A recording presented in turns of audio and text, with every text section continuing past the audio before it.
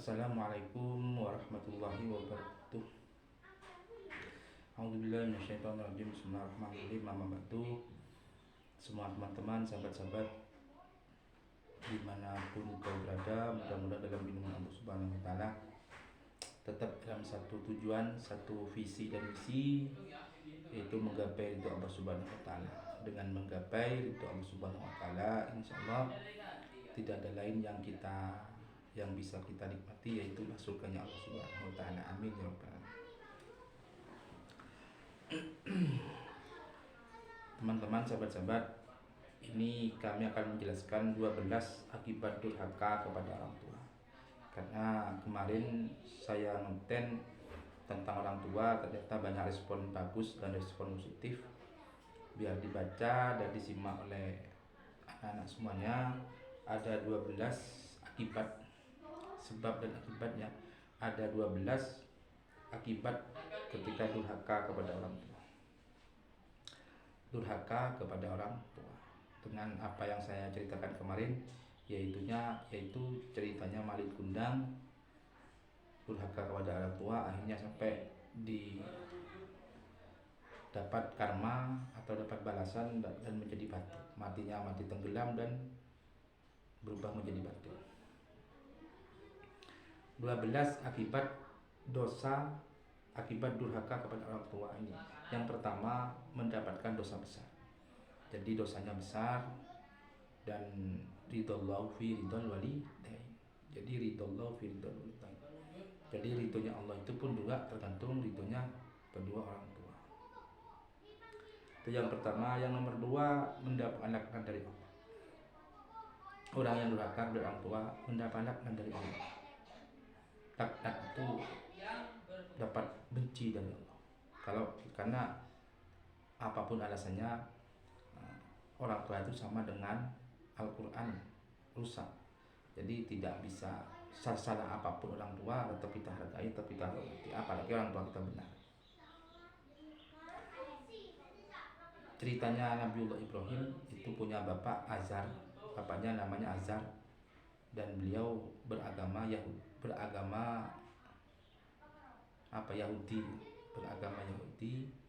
di luar agama tauhid. Ketika itu tidak mengikuti Nabiullah Ibrahim.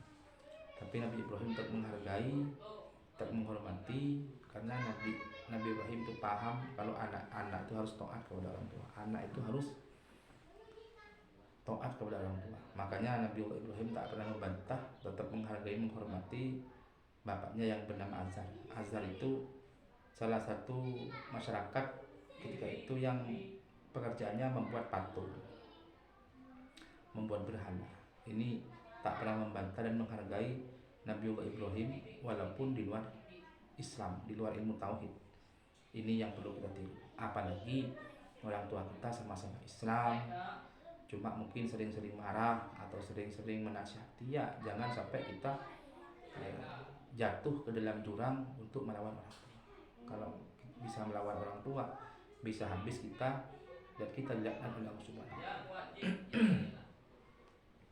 Nomor 3, penghalang masuk surga. Yang dapat menghalangi masuk surga juga orang tua kita. Kalau orang tua kita tidak ridho, maka juga akan sulit untuk masuk. Tahu kan ceritanya Alqamah, bagaimana ceritanya Alqamah? Itu matinya pun sulit gara-gara hanya sakit, tidak dikasih uang makan duluan sama anaknya, lebih milih istrinya. Itu Alqamah. Mendapatkan su'ul khotimah, nomor 4 ya, su'ul khotimah. Jadi sulit untuk mendapatkan matinya husnul khotimah. Nomor 5, azabnya dipercepat di dunia. Azabnya nomor 5 itu azabnya dipercepat di dunia. Contoh nyatanya itu adalah Malik Gundang. Malik Gundang itu salah satu anak yang dilaknat oleh Allah karena tidak menghargai ibunya, tidak menyayangi ibunya. Ibunya itu tidak dianggap ibunya karena ibunya itu renta.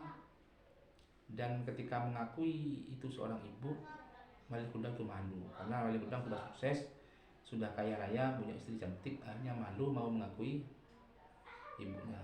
Akhirnya tersakiti, Malik Gundang akhirnya pergi, dan ketika di lautan pun ada badai besar, akhirnya kapalnya Malin Kundang itu tenggelam dan Malin Kundang terlempar ke pinggir laut dan berubah menjadi batu di depan ibunya sendiri. Nah, ini ya, hati-hati jangan sampai berani ke orang tua. 6. Tidak terhapusnya dosa-dosa. Dosa-dosa tidak terhapus, selalu dosa-dosa ada, tidak terhapus ya. 7. Tidak diterimanya amal soleh. Amal yang ada ketika sudah menyakiti orang tua tidak diterima. Kalaupun diterima mungkin butuh taubatan nasuha. 8. Sulit mendapat rezeki. Sulit mendapat rezeki. Rezeki itu dari Allah ya. Dari Allah itu ke kita bukan Allah itu ke kita bukan apa? Bukan memberi pekerjaan, tapi memberi rezeki. Rezeki itu ada di mana-mana, dan kadang sudah punya pekerjaan tapi rezeki belum datang ya tidak dibayar sama orang. Ya. Nomor 9. Tidak mendapatkan ridho dari Allah Subhanahu wa taala. Ridho ini sebuah ketentuan. Ridho ini sebuah ketentuan yang bisa memberikan kita masuk surga. Jadi apapun langkah kita ketika mendapat ridho dari Allah, maka semuanya akan mudah untuk melangkah ke yang lebih baik. Dan dengan Allah pasti akan dihadiahi untuk masuk surganya Allah Subhanahu wa taala. Jadi yang membuat kita masuk surga itu bukan karena kita rajin ibadah, rajin ini, rajin itu, bukan, tapi kita mendapat ridho dari Allah Subhanahu wa taala. Nah, untuk mendapat ridho dari Allah Subhanahu wa taala bagaimana? Banyak langkah, banyak cara untuk mencapai ridhonya, termasuk memperbanyak sedekah, memperbanyak menolong orang lain. Hal sekecil apapun, sesederhana apapun, ketika dapat ridho Allah Subhanahu wa taala, maka kita akan dibalas surga Allah. Ini yang bisa kita harapkan, yang paling kita harapkan. 10. Tidak adanya keberkahan dalam hidup. Hidupnya tidak berkah. Uangnya banyak, tidak tahu kemana. Ya, uangnya banyak, tidak tahu kemana. Tak pernah tidak punya uang, tapi hidupnya susah, hidupnya kalut, tidak tentram, tidak damai, banyak masalah. Ini salah satu hidupnya tidak berkah. Kadang yang tidak punya pekerjaan, nyantai saja di rumah, tapi menghargai orang lain, menghormati guru, menghargai orang tua. Kadang hidupnya enak, tenang, damai, sehat, keluarga urusannya lancar. Itu berkah, ciri-ciri hidupnya yang berkah. Nomor 11. Penyebab doa-doa tidak terkabul. Doa apapun ketika kita tidak dapat ridho dari Allah Subhanahu wa taala, sudah dilakukan oleh orang tua kita, maka doa-doa kita yang kita impikan sulit untuk terkabul.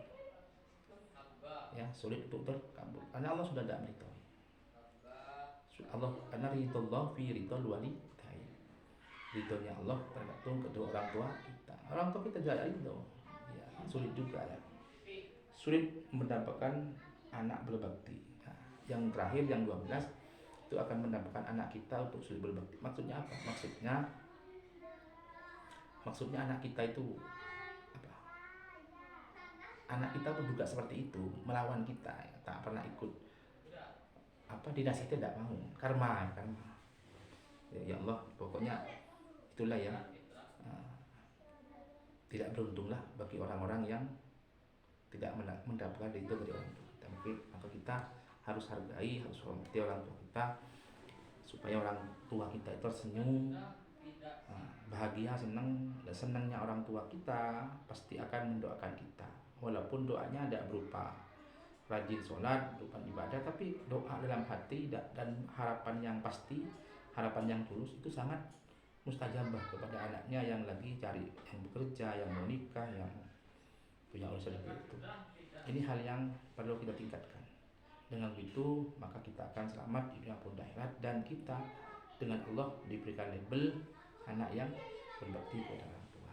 Mungkin itu teman-teman, sahabat-sahabat ya, yang bisa saya bagi, bisa saya sampaikan. Tetap semangat, mudah-mudahan hidup ini banyak barokahnya, banyak manfaatnya. Sekali langkah banyak pahala-pahala, banyak poin-poin yang bisa menebar kebaikan, menebar pahala. Karena hidup ini hanya untuk ibadah, bukan hidup ini untuk ibadah, bukan menghitung kesalahan orang lain. Jangan pernah menghitung kesalahan orang lain. Hidup ini untuk ibadah. Maafkanlah semua orang yang menyakiti kita, yang penting kita tak pernah menyakiti orang lain. Amin sahabat ya, amin ya rabbal alamin. Mungkin itu yang bisa kami sampaikan. Kurang dan lebihnya kami mohon maaf yang tidak terkira. Kami ayyuhallahul muwaffiq ila aqwamit thoriq.